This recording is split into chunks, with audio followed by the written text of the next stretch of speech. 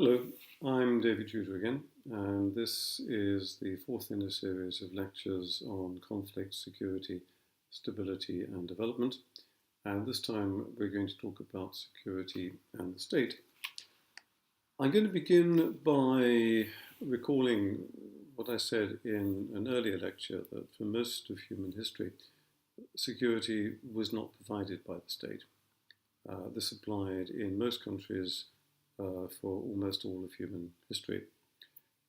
Security was not provided most of all at the level of everyday life, where people very largely fended for themselves. And in many parts of the world today, of course, this is still essentially true. It's even true to some extent in the West. I mean, if you think about it, no matter how many policemen and policewomen you employ, they can't be everywhere at all times, and they can't be preventing everything. Indeed, one of the West's problems at the moment is that with the advent of liberal societies and the decay of traditional structures of control and security, we now expect the law to do things that traditional and customary systems used to do in the past, and it can't. But that's a whole different story. I want to talk particularly today about the relationship between the state and the concept of the provision of security in its historical context, with an occasional gesticulation in the direction of anthropology and archaeology. It's a curious fact that when people discuss the kind of subjects that I'm talking about today, they very rarely make use of history or even relatively recent events. What we're talking about today is often presented in policy documents, in speeches and so forth, very much in terms of a normative eternal present. As I think Marx said, there was history once, but there is none now. Whereas I think the only way, certainly the only sensible way to approach this subject is via history. And we're going to make, therefore, a little detour into history in a moment. But the other thing I want to pick up and reiterate at greater length this time is the distinction between security as a state, as something you have or you don't have to various extents, and security as a set of structures and a set of processes. These two are often confused, but they are quite separate, and the one does not necessarily imply the other. If I can be slightly precious, I suppose I would say it's the difference between security as a state of affairs and security as an affair of states. The two clearly are not the same. One of the difficulties here is that in most societies, including ours, in the days when customary systems of justice and security were used, nothing much was written down. The population was largely illiterate. Things were done by memory and by custom. So when eager reformers arrive even today, in countries in Africa or the Middle East or in Asia, when they see that there are no formal structures of the state, they therefore immediately assume that there is no security either. The traditional structures and processes that do exist are invisible to them in James Scott's terminology. And therefore they believe that into this terrible void that exists must immediately be shoveled a system imitated from that of the West, with some of the problems that we've already discussed. So let's just talk for a moment about history. Now, if you think about it, the earliest human groups were hunter-gatherers, and they probably had very little in the way of security problems to worry about. They had nothing much worth stealing, either from each other or from other groups. There was plenty of room, and there were plenty of resources for everyone. Population density was very low, and there was no particular reason for conflict to arise between groups. Conflict within a group was probably handled, as far as we can tell, by the same sort of customary mechanisms that exist today. Uh, that was fine. But after a certain period of time, a very long period of time, in hundreds of thousands of years, human beings began, actually quite recently, to live in settled communities. And here I want to draw a distinction between a settled community and a state. There is a gap, according to archaeologists, of several thousand years between the time that the first humans lived in a settled community and the first appearance of something that we would describe as a state. Now, earlier communities, it appears, were quite capable of governing themselves, and communities of 1,000 or so seem to have been fairly common. At that stage, there was nothing that we would describe as a state. States came later, and they meant basically three things. They meant the importation and the reglementation of a population by force, and I'll come back to that. They meant the ability to require people to produce certain types of produce, such as grains, which could be easily weighed and measured and taxed. And thirdly, as a result of that, the production of an agricultural surplus, which funded the ruler, the court, the administrative machinery of the state, and an army, or at least the capacity to have one. So this wasn't a very good deal if you were at the bottom of the heap, if you were a farmer. And it's not very clear why people would want to move into such cities. The reason is the first of the three factors I mentioned, that by and large they were forced to. And we find that, for example, many of the earliest cities had walls which were much more intended to keep the population in than they were to keep invaders out. There were often very strict penalties for trying to flee. When people did flee the cities in large enough numbers, the cities collapsed and the state came to an end. Some of these states were very short-lived. Likewise, if there was a single reason why people didn't particularly want to work the fields for a newly created state, it was because the living conditions in many of these cities were absolutely appalling, unsanitary, unhygienic, and all sorts of diseases, especially from animals, rapidly became very common, to the point where entire populations of some states were wiped out in a matter of years, and the state had to be restocked, as it were, with human animals. So it's hardly surprising that human beings weren't very keen on living in such circumstances. The more so since the state at that point was pretty much an entirely repressive organisation which did nothing apart from use your labour and collect part of the results of your labour in tax. The state had no obligation, and for that matter no capability, to provide security in everyday life. Now, many states in the world were organized along these principles until surprisingly recently, particularly in areas of low population density like Africa. It was more or less impossible to create a state unless you could somehow coerce people into coming to live in it. And that's why, until the arrival of European colonialists in the late 19th century, most of the major kingdoms in Africa, especially in the north, were slave kingdoms. There was no other way of collecting the agricultural workforce which was required to produce the surplus to keep the state going. Now, a coda, or if you like, part two of this rather grisly process occurred from the 18th century with industrialization and the growth of towns and cities around factories. Now, if you thought that the life of the agricultural labourer 3,000 years ago was fairly grim, the life of the industrial worker 200 years ago was probably infinitely worse.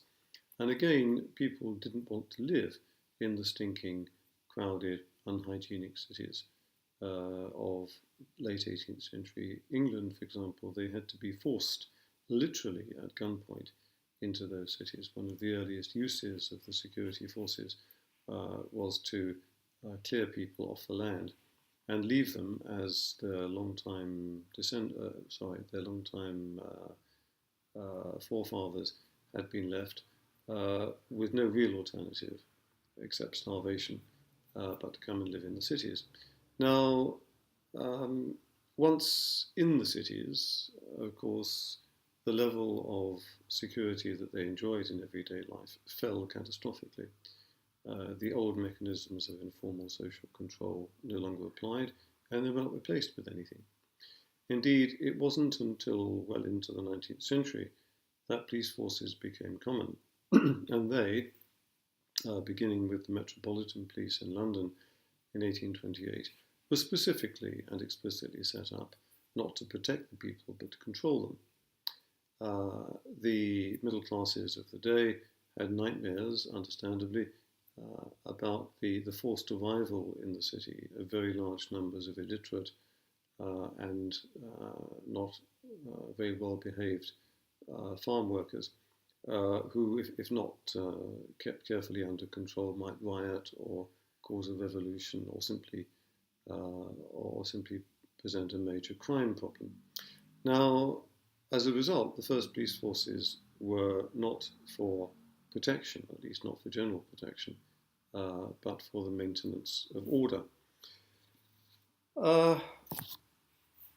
Things haven't necessarily changed a lot everywhere in the world, even today.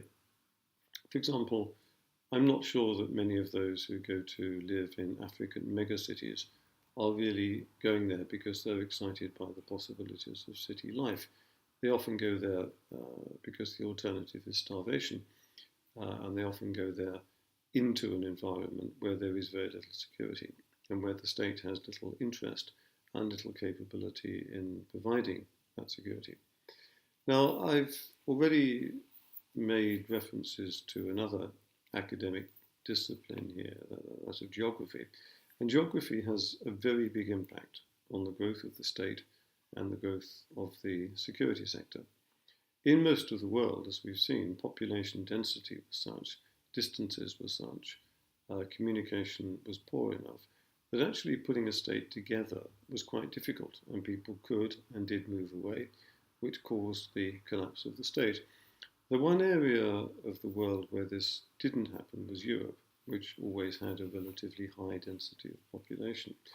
And one of the problems of the modern world, one of the problems that we have brought to the modern world, is an attempt to exploit a model which relies on high population density to other areas of the world.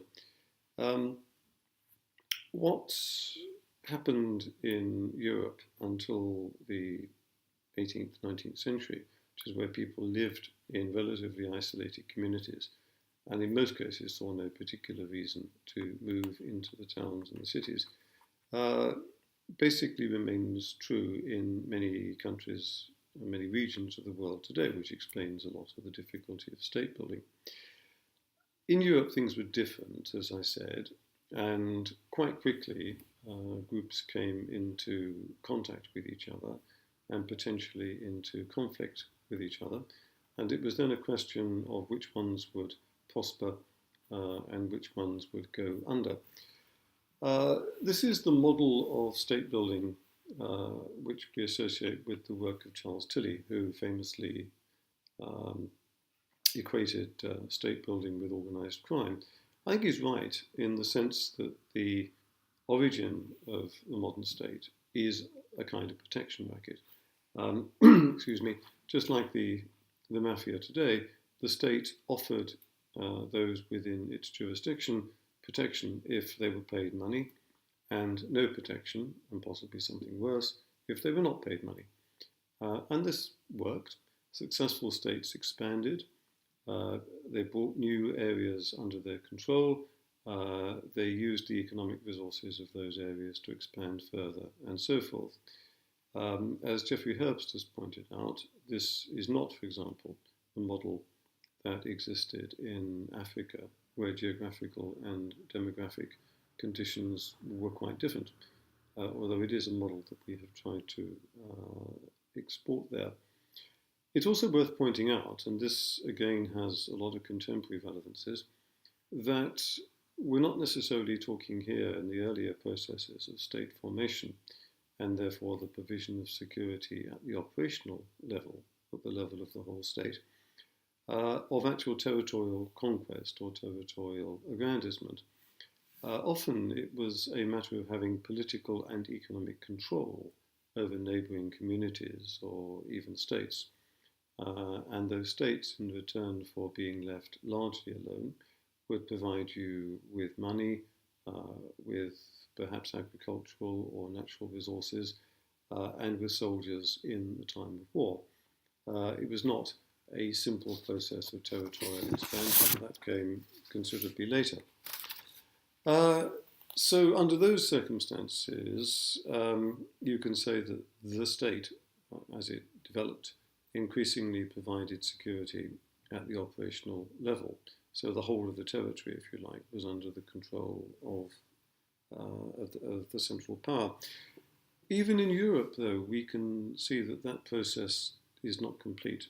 It's not even complete today.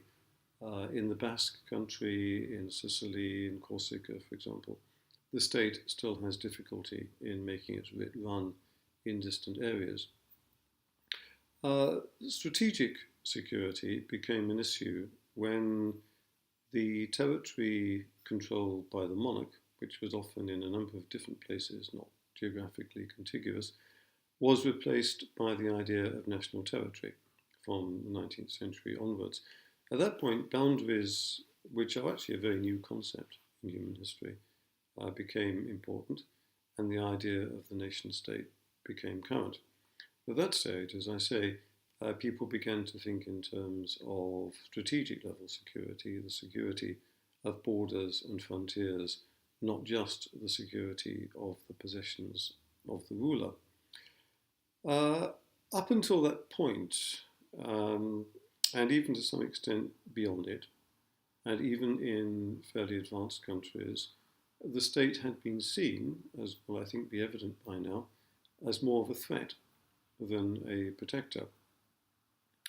That was true of us. It's true in many parts of the world today, where the state is at best a nuisance and at worst an interloper, where we do things our way. We don't want the state telling us what we should do, and we have ways of managing our own affairs. La Cosa Nostra, I believe, is best translated as our thing. In other words, the way we do things in Sicily, and we don't want the state interfering with that. So these processes haven't entirely disappeared even from the West, and of course they're much more obvious in other parts of the world, where the state is regarded with suspicion and distrust.